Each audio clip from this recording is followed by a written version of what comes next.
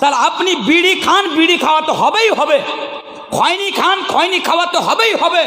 আপনি মদ খান, মানে মদ পান করেন, আপনার স্ত্রীকে আপনাকে মদ পান করাতেই হবে। তাহলে আপনি স্ত্রীর অধিকার আর দিতে পারলেন, নচেত আপনি স্ত্রীকে অধিকার দিতে পারলেন না। এবার বলুন, আপনি স্ত্রীকে বিড়ি খাওয়াবেন? হালাল হারামের দিকে আমি যাচ্ছি না, আপনি বলুন বিড়ি খাওয়াটা ভালো জিনিস? আপনি স্ত্রীকে বিড়ি খাওয়াবেন? তবে আল্লাহ রাসূল যে বলছে আপনি যা খাবেন আপনার স্ত্রীকে তা খাওয়াতে হবে, এবার আপনি কোথায় যাবেন বলুন? আচ্ছা, ভালোটা খেতে বলছি, মাশাআল্লাহ। মানে এর মানে এটা নয় প্রত্যেক দিন আপনি চাঁচলে গেলেন, মাটন বিরিয়ানি, চিকেন বিরিয়ানি, ভালো মন্দ জিনিস খেয়ে আপনি বাড়িতে চলে আসলেন, আপনার স্ত্রী বলছে হ্যাঁ গো বাড়িতে খাওয়ার মতো সবজি নাই, একটু সবজি কিনে নিয়ে আসো। আপনি তখন স্ত্রীকে ধমক দিয়ে বলেন, কেন বাড়িতে আলু নাই, আলু সিদ্ধ দিয়ে ভাত খাও। ওয়ারে বেটা, তুমি চাঁচল যে মাটন বিরিয়ানি, চিকেন বিরিয়ানি, আর বাড়িতে তোমার স্ত্রী আলু সিদ্ধ দিয়ে ভাত খাবে।